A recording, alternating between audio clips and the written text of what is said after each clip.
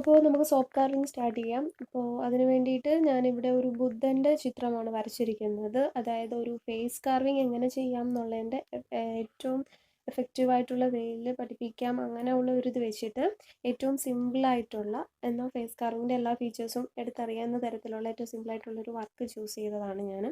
ഇത് ഞാൻ തന്നെ അങ്ങനെ ഒരു പിക്ചർ നോക്കിയല്ല, ജസ്റ്റ് ഒരു തോട്ടൊക്കെ വെച്ചിട്ട് ഞാനങ്ങ് ചുമ്മാ വരച്ചെടുത്തു. ഇനി ഇത് സോപ്പിലേക്ക് വരയ്ക്കണം. ഞാൻ സാധാരണ നോർമൽ സ്കൾപ്ചേഴ്സ് ഒക്കെ ചെയ്യുമ്പോൾ പിക്ചർ കണ്ട് സോപ്പിലേക്ക് വരയ്ക്കുകയാണ് ചെയ്യുന്നത്. അല്ലാതെ മറ്റൊരാളുടെ ഫേസ് സ്കൾപ്ചർ ചെയ്യുമ്പോൾ ഇതുപോലെ കാർബൺ പേപ്പർ യൂസ് ചെയ്ത് വരച്ചിട്ടാണ് ചെയ്യുന്നത്. ഞാൻ കാർബൺ പേപ്പർ യൂസ് ചെയ്ത് എങ്ങനെയാണ് വരയ്ക്കുന്നതെന്ന് വരച്ച് സ്കൾപ്റ്റ് ചെയ്യുന്നത് കാണിച്ചു തരാം. അപ്പോൾ സോപ്പിൽ വരയ്ക്കാൻ വേണ്ടിയിട്ട് നമുക്ക് ആദ്യം സോപ്പ് നല്ല പ്ലെയിൻ ആക്കി എടുക്കണം. ഫുള്ള് പോർഷനൊന്നും, ഒരു ഹാഫ് പോർഷൻ വരെ ഒന്നും കട്ട് ചെയ്ത് പോകാണ്ട് മേളത്തെ കുറച്ച് പോർഷൻ കട്ട് ചെയ്തിട്ട് സോപ്പ് പ്ലെയിൻ ആക്കി വയ്ക്കുക. നല്ല പ്ലെയിൻ ആയിട്ട് കിട്ടിക്കഴിഞ്ഞു. ഇനി ഈ പിക്ചർ സോപ്പിലേക്ക് വരയ്ക്കണം. അതിന് വേണ്ടിയിട്ട് നിങ്ങൾ കാർബൺ പേപ്പർ ഉപയോഗിച്ച് വരയ്ക്കുകയാണെന്നുണ്ടെങ്കിൽ അങ്ങനെ വരയ്ക്കാം. അതല്ലാന്നുണ്ടെങ്കിൽ നോർമലായിട്ട് കണ്ടു വരയ്ക്കാൻ കഴിയുന്നവർ അങ്ങനെ വരയ്ക്കാം. കാർബൺ പേപ്പറിൽ വെച്ച് വരയ്ക്കുമ്പോൾ എന്താണെന്ന് വെച്ചാൽ നമ്മൾ ഫേസ് കാർവിങ്, മറ്റൊരാളുടെ ഫേസ് കാർവിങ് ഒക്കെ ചെയ്യുമ്പോൾ ഫീച്ചേഴ്സ് എല്ലാം കറക്റ്റ് അതിൻ്റെ പൊസിഷനിൽ വന്നെങ്കിൽ മാത്രമേ കറക്റ്റ് ആവത്തുള്ളൂ. അപ്പോൾ അതുകൊണ്ടാണ് മറ്റൊരാളുടെ ഫേസ് ഞാൻ കാർവ് ചെയ്യുന്ന സമയത്ത് മാത്രം ഞാൻ അങ്ങനെ ചൂസ് ചെയ്യുന്നത്. അല്ലാത്ത ഇപ്പോൾ ഒരു തവള അല്ലെങ്കിൽ ഒരു ഫ്ലവറൊക്കെ ചെയ്യുന്ന സമയത്ത് ഇതുപോലെ കാർബൺ പേപ്പർ വെച്ച് വരയ്ക്കേണ്ട ആവശ്യമില്ല. നമുക്ക് നോർമലായിട്ട് വരച്ചാൽ മതി, പിക്ചർ കണ്ട് ചെയ്യാവുന്നത്, കാർവ് ചെയ്യാവുന്നതേ ഉള്ളൂ.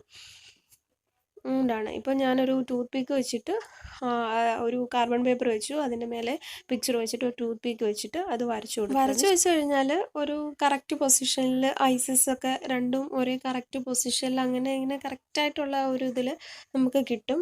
അതല്ലെന്നുണ്ടെങ്കിൽ ഒരു ക്രോസ് ലൈൻ ഇട്ടതിന് ശേഷം വേണമെങ്കിലും ഇതുപോലെ ഐസ്, നോസ്, ലിപ്പൊക്കെ വരുന്നത് സ്ട്രേറ്റ് ലൈന്, അടുത്ത രണ്ട് ഐസും അടുത്ത ഒരു സ്ട്രേറ്റ് ലൈൻ, അങ്ങനെ വെച്ചിട്ടും വരയ്ക്കാം. ഇപ്പോൾ അത് വരച്ചു കഴിഞ്ഞു. നമുക്കിനി അത് ഇളക്കി എടുക്കുമ്പോൾ ഇങ്ങനെ ഇരിക്കാൻ നോക്കാം. ഏകദേശം, എന്നാലും ഞാൻ കുറച്ച് പോർഷൻസൊക്കെ ഇട്ടിട്ടുണ്ട്, എല്ലാം ഒന്നും കംപ്ലീറ്റ് വരച്ചിട്ടില്ല. താഴോട്ട് കാർവ് ചെയ്ത് വരുന്ന സമയത്ത് നമുക്ക് കൂടുതൽ കിട്ടുള്ളൂ. നെക്സ്റ്റ് സ്റ്റെപ്പ് എന്ന് പറയുന്നത് ആ ഒരു പിക്ചറിന് അപ്പുറമുള്ള ബാക്ക്ഗ്രൗണ്ട് പോർഷൻസ് ഫുള്ള് കട്ട് ചെയ്യുക എന്നുള്ളതാണ്. ഞാൻ ഈ ഒരു സ്കൾപ്ചറിൽ ബാക്ക്ഗ്രൗണ്ട് പോർഷൻ കട്ട് ചെയ്യുമ്പോൾ അതിൻ്റെ ഒരു എക്സാക്റ്റ് ലൈനിൽ കൂടി വരയ്ക്കാതെ കുറച്ച് മാറ്റിയിട്ടാണ് കട്ട് ചെയ്യാനായിട്ട് വരയിടുന്നത്. കാരണം നമ്മൾ കട്ട് ചെയ്യുമ്പോൾ അങ്ങോട്ടും ഇങ്ങോട്ടും മാറിപ്പോയി കഴിഞ്ഞാൽ ഇത് വലിയ ഈ ഒരു ഫേസ് സ്കൾപ്ചർ പോലുള്ള കുറച്ച് മൈന്യൂട്ടായിട്ടുള്ള സ്കൾപ്ചേഴ്സ് ചെയ്യുമ്പോൾ അങ്ങനെ ചെയ്യുന്നതായിരിക്കും ബെറ്റർ. പിന്നെ നമുക്കൊന്നും ചെയ്യാൻ പറ്റത്തില്ല കട്ട് ചെയ്ത് പോയി കഴിഞ്ഞാൽ. അതുകൊണ്ട് ഞാൻ കുറച്ചപ്പുറം മാറിയിട്ടാണ് സ്കൾപ്റ്റ് ചെയ്യുന്നത്. മാത്രമല്ല സോപ്പിൻ്റെ ഒരു നേച്ചർ അനുസരിച്ചിട്ടുമാണ്. അതായത് സോപ്പ് ഭയങ്കര ഡ്രൈ ആയിട്ടുണ്ടെങ്കിൽ നമ്മൾ അടുത്ത് തന്നെ കട്ട് ചെയ്യുന്ന സമയത്ത് ഉള്ളു ഭാഗം, അതിൻ്റെ അടുത്ത് നിൽക്കുന്ന ആ ഒരു ഭാഗം പൊടിഞ്ഞു പോകാനായിട്ട് ഒരു ചാൻസ് ഉണ്ട്. അതായത് നമ്മൾ ഇയറിൻ്റെ പോർഷൻ ഒന്ന് കട്ട് ചെയ്യണമെന്നിരിക്കട്ടെ, അപ്പോൾ ഇയറിൻ്റെ ലൈൻസിലൂടെ തന്നെ നമ്മൾ ഇങ്ങനെ ആ ഒരു ലൈന് കട്ട് ചെയ്യേണ്ട ലൈൻ ഇടുകയാണെന്നുണ്ടെങ്കിൽ അപ്പോൾ ആ ഇയറിൻ്റെ നമുക്ക് വേണ്ട പോർഷൻസ് കൂടി പൊടിഞ്ഞു പോകാനായിട്ടുള്ളൊരു ചാൻസ് ഉണ്ട്. അതുകൊണ്ടാണ് അങ്ങനെ ചെയ്യുന്നത്. ഇനി കട്ട് ചെയ്യേണ്ട പോർഷൻ ഫുള്ള് ലൈൻ ചെയ്തതിന് ശേഷം അവിടെ വെച്ചിട്ട് നമുക്ക് ആദ്യം ഒന്ന് കട്ട് ചെയ്തെടുക്കാം. പെട്ടെന്ന് തന്നെ ബാക്ക്ഗ്രൗണ്ട് പോർഷൻസ് പെട്ടെന്നൊന്ന് കട്ട് ചെയ്തെടുക്കാം. ഇപ്പോൾ ബാക്ക്ഗ്രൗണ്ട് പോർഷൻസ് അത്യാവശ്യം നമ്മൾ ഒരു ഡിസ്റ്റൻസ് ഇട്ടിട്ട് കട്ട് ചെയ്ത് കളഞ്ഞു. ഇനി നല്ല കെയർഫുള്ളായിട്ട് വളരെ ശ്രദ്ധിച്ച് അതിൻ്റെ ആ ഒരു ലൈനിലൂടെ കട്ട് ചെയ്ത് മാറ്റുക എന്നുള്ളതാണ്. ആ ഒരു നമ്മൾ വരച്ചിട്ടുള്ള ലൈനിലൂടെ മെല്ലെ ഒരു സർജിക്കൽ ബ്ലേഡ് യൂസ് ചെയ്തിട്ട് കട്ട് ചെയ്ത് മാറ്റുക. ഇപ്പോൾ ബാക്ക്ഗ്രൗണ്ട് പോർഷൻസൊക്കെ നല്ല ക്ലിയർ ആയിട്ട് കട്ട് ചെയ്ത് വെച്ചിട്ടുണ്ട്. സോപ്പിൻ്റെ താഴ്ഭാഗം കൂടി നല്ല നീറ്റായിട്ട് വയ്ക്കുക. ഇനി നമ്മൾ നമ്മുടെ കൈ എടുക്കുക. നമ്മുടെ കൈ നമ്മുടെ ഫേസിനടുത്തേക്ക് കൊണ്ടുവരിക. ഫേസിനടുത്തേക്ക് കൈ എത്തുമ്പോൾ നമ്മുടെ ഇങ്ങനെ സ്ട്രെയിറ്റ് ആയിട്ട് കൊണ്ടുവരിക. അപ്പോൾ ഫേസിനടുത്തേക്ക് കൈ എത്തുമ്പോൾ നമ്മുടെ കയ്യിൽ ആദ്യം ടച്ച് ചെയ്യുന്ന ഫേസിലെ പോർഷൻ ഏതാണെന്ന് നോക്കുക. നമ്മുടെ ഫേസിൽ നോസ് ആയിരിക്കും നമ്മുടെ കയ്യിൽ ഏറ്റവും ആദ്യം ടച്ച് ചെയ്യുക. അതായത് നമ്മുടെ ഫേസിൽ ഏറ്റവും ഉയർന്നു നിൽക്കുന്ന പോർഷൻ എന്ന് പറയുന്നത് നമ്മുടെ നോസാണ്. പിന്നെ നമ്മുടെ രണ്ട് ചീക്സും പിന്നെ നെറ്റിയുമാണ് നല്ല അടുത്ത. നോസ് കഴിഞ്ഞാൽ പിന്നെ താഴെയുള്ളത് ലിപ്സ് ഉണ്ട്. ലിപ്സിൻ്റെ ആ ഒരു മേൽചുണ്ടില്ലേ, മേൽചുണ്ടിൻ്റെ ആ ഒരു എഡ്ജ് പോർഷനൊക്കെ ഉയർന്ന് നിൽക്കുകയാണ്. അതും രണ്ട് ചീക്സും പിന്നെ നെറ്റിത്തടവും ഒക്കെ ഒരേ ഹൈറ്റ് ആയിരിക്കും ഉള്ളത്. അപ്പോൾ അതനുസരിച്ച് നമ്മൾ അപ്സ് ആൻഡ് ഡൗൺസ് നോക്കിയിട്ടാണ് സ്കൾപ്റ്റ് ചെയ്യാനായിട്ട് പോകുന്നത്. ഏറ്റവും ഉയർന്നു നിൽക്കുന്ന നോസ് നമ്മൾ ബാക്കി പോർഷൻസ് ഏറ്റവും ഉയർന്നു നിൽക്കുന്നത് നോസാണ്. സോ നോസിന് ശേഷം നോസിൻ്റെ ആ ഒരു ഹൈറ്റിന് ശേഷമേ ബാക്കിയുള്ള പോർഷൻസൊക്കെ ഹൈറ്റ് നോസിനായിരിക്കണം ഏറ്റവും ഹൈറ്റ് കൂടുതൽ, ബാക്കിയുള്ള പോർഷൻ കുറച്ചുകൂടി താഴ്ത്ത് കട്ട് ചെയ്ത് മാറ്റണം. ആദ്യം ഞാൻ നോസിന് ഒന്ന് ഹൈറ്റ് ചെയ്ത് ഒന്ന് ബൾജ് ചെയ്ത് നിൽക്കുന്ന രീതിയിൽ ചെയ്യാണ്. അപ്പം ഞാൻ നോസിൻ്റെ ആ ടിപ്പിൽ നിന്ന് ഐബ്രോസ് വരെ വരച്ചു പോവുകയാണ്. അപ്പോൾ ഞാൻ നോസിൻ്റെ ആ ഒരു പോർഷനിൽ ആഴത്തിൽ ആ ഒരു ടൂത്ത് പിക്ക് ഇറക്കി വിടുകയാണ്, ആഴത്തിൽ ഇറക്കി വിടുകയാണ്. എന്നിട്ട് നോസിൻ്റെ നമ്മൾ ബുദ്ധൻ അതുപോലെ ദൈവങ്ങൾ ഒക്കെ അവർ ചെയ്യുമ്പോഴത്തേക്ക് ഒരു ക്യൂട്ട് സ്മൈലുണ്ട്. സാധാരണ സ്മൈൽ നമ്മളൊന്ന് ചിരിച്ചു നോക്കുമ്പോൾ നമ്മുടെ രണ്ട് കവിളും നല്ലതുപോലെ ഉയരാറുണ്ട്. ഇവിടുന്ന് മൂക്കിനടുത്തുനിന്ന് ചുണ്ടിൻ്റെ പോർഷനിലേക്ക് രണ്ട് സൈഡിലേക്ക് ഒരു ലൈൻ പോലെ വീഴാറുണ്ട്. അപ്പം ക്യൂട്ട് സ്മൈലാണെങ്കിൽ അതനുസരിച്ചിട്ടായിരിക്കും ആ ലൈന്, നല്ല വിടർന്ന ചിരിയാണെന്നുണ്ടെങ്കിൽ അതനുസരിച്ചിട്ടായിരിക്കും ആ ലൈൻ്റെ ഒരു മാറ്റം എന്നുള്ളത്. അപ്പോൾ ബുദ്ധൻ ദൈവങ്ങൾ ഒക്കെ ഒരു ക്യൂട്ട് സ്മൈലായിരിക്കും. സോ അതനുസരിച്ച് ആ ഒരു രീതിയിൽ കർവ് ആ ഒരു നോസിൻ്റെ ആ ഒരു പോർഷനിൽ നിന്ന് നമ്മളതുപോലെ ഒരു സ്മൈൽ വരുന്ന രീതിയിൽ ഒന്ന് കർവ് ചെയ്ത് വരയ്ക്കാം. ഇനി നെക്സ്റ്റ് ഐയുടെ പോർഷൻസ് നല്ല താഴ്ന്നിരിക്കുന്ന രീതിയിൽ നമ്മുടെ ചീക്സിൽ നിന്ന് ഐയിലേക്ക് പോകുമ്പോൾ ഒരു ഗട്ടറാണ്, നല്ലൊരു കുഴിയാണ്. അപ്പോൾ അതനുസരിച്ച് അവിടെ ഒന്ന് ഒരു കുഴി പോലെ ജസ്റ്റ് ഒന്ന് ചെയ്ത് കൊടുക്കുക, കാർവ് ചെയ്ത് കൊടുക്കുക. എന്ന് പറയുന്നത് ഫുൾ ഫേസിൻ്റെ എഡ്ജസ് കർവ് ചെയ്ത് കൊടുക്കുക എന്നുള്ളതാണ്. എഡ്ജസ് എല്ലാം നല്ല ഷാർപ്പായിട്ടിരിക്കുകയായിരിക്കും, അതൊന്ന് കട്ട് ചെയ്ത് കർവാക്കി വയ്ക്കുക.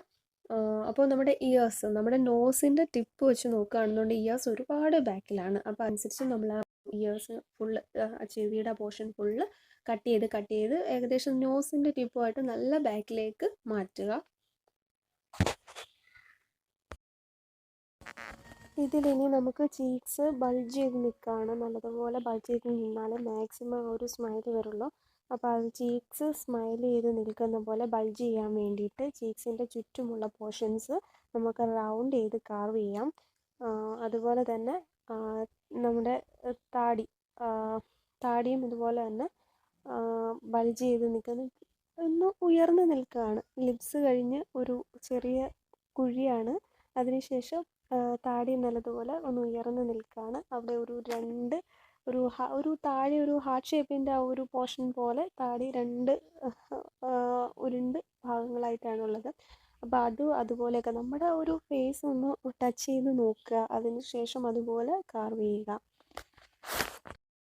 മറ്റുള്ള പോർഷൻസ് എല്ലാം കട്ട് ചെയ്ത് മാറ്റിയിട്ട് ആ ഒരു ചീക്സ്, പിന്നെ കണ്ണിൻ്റെ താഴെയൊക്കെ നല്ല കുഴി വരിക, പിന്നെ താടി ഒന്ന് ഉയർന്ന് നിന്നിട്ട് അതിൻ്റെ സൈഡ്സ് അതുപോലെ ലിപ്സ് ഉയർന്ന് നിന്നിട്ട് ബാക്കി പോർഷൻസ് അവിടെയൊക്കെ ഒന്ന് കട്ട് ചെയ്ത് മാറ്റുക.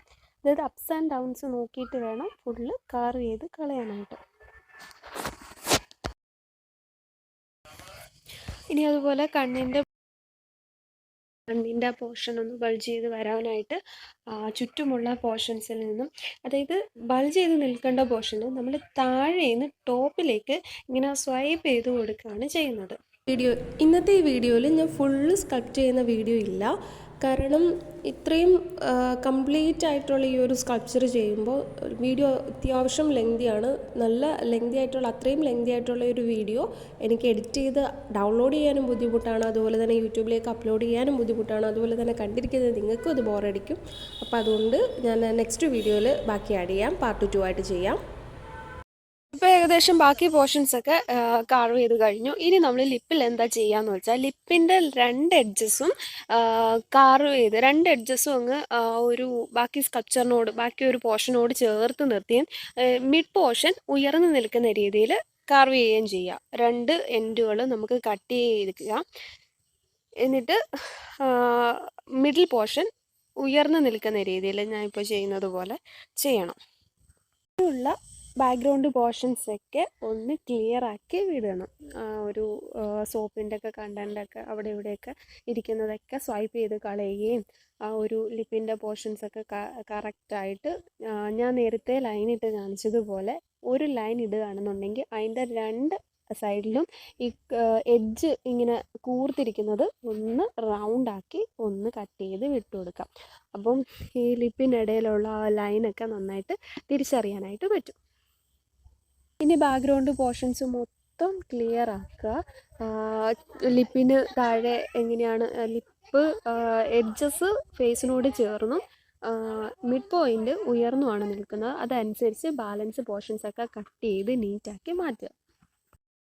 സെയിം മെത്തേഡിൽ തന്നെ ഐസും അതിൻ്റെ മിഡ് പോർഷനും ഉയർന്നു നിൽക്കണം, 2 എഡ്ജസും താഴ്ന്നു നിൽക്കണം. അതനുസരിച്ച് ഐയുടെ പോർഷനും നമ്മൾ കട്ട് ചെയ്ത് ഒരു സർജിക്കൽ ബ്ലേഡ് വെച്ചിട്ട് കട്ട് ചെയ്ത് മാറ്റണം. ഇപ്പോൾ ഞാൻ ചെയ്യുന്നത് പോലെ.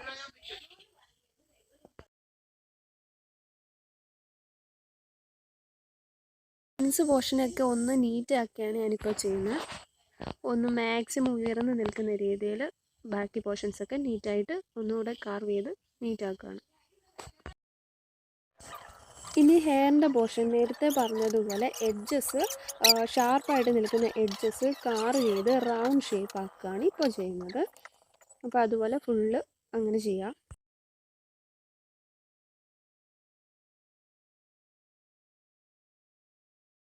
നമ്മുടെ നെറ്റിയിലൊന്ന് ടച്ച് ചെയ്ത് നോക്കുക. നെറ്റിയിൽ നമ്മുടെ ഏകദേശം നമ്മൾ പൊട്ട് കുത്തില്ലേ, ആ ഒരു പോർഷനിലായിട്ട് വന്നിട്ട് ചെറിയൊരു ലൈനുണ്ട്. അതായത് ഒരു ചെറിയൊരു കുഴി, ഒരു ചാലൊക്കെ പോലെ ഫീൽ ചെയ്യുന്നുണ്ട്. അതിനുശേഷം 2 സൈഡിലേക്കും ഒന്ന് ഉയർന്ന് നിൽക്കണം നമ്മുടെ നെറ്റി. അവിടെ 2 ബോൺസ് ഒക്കെ ഉണ്ട്, അതൊക്കെ ഇങ്ങനെ ബൾജ് ചെയ്ത് നിൽക്കുകയാണ്. അതിനുശേഷം താഴ്ഭാഗം താഴോട്ട് താഴ്ന്നു ഇരിക്കുകയാണ്. അപ്പോൾ അതനുസരിച്ചിട്ട് നമ്മുടെ ഈ ഒരു സ്കൾപ്ചറിൻ്റെ നെറ്റിയും കാർവ് ചെയ്തെടുക്കുക. 2 എൻഡിലും ഇച്ചിരി ബൾജ് ചെയ്ത് നിൽക്കുന്ന പോലെയും നടുവിലൊരു ലൈൻ അത് നമ്മൾ ക്രിയേറ്റ് ചെയ്യണം. നേരത്തെ ഞാൻ പറഞ്ഞതുപോലെ സെൻട്രലായിട്ട് ആദ്യം ഒരു ലൈൻ ചെയ്യുക. ലൈനിൻ്റെ 2 ഭാഗത്തെയും ഷാർപ്പായിട്ടുള്ള എഡ്ജസ് കട്ട് ചെയ്ത് റൗണ്ട് ആക്കുക. അങ്ങനെയാണ് ചെയ്യേണ്ടത്. പിന്നീട് നമ്മളിത് സ്വൈപ്പ് ചെയ്ത് നീറ്റാക്കുക. അപ്പോൾ ഇന്നത്തെ വീഡിയോയിൽ ഇത്രയേ ഉള്ളൂ. ബാക്കി പാർട്ട് 2 ആഡ് ചെയ്യാം.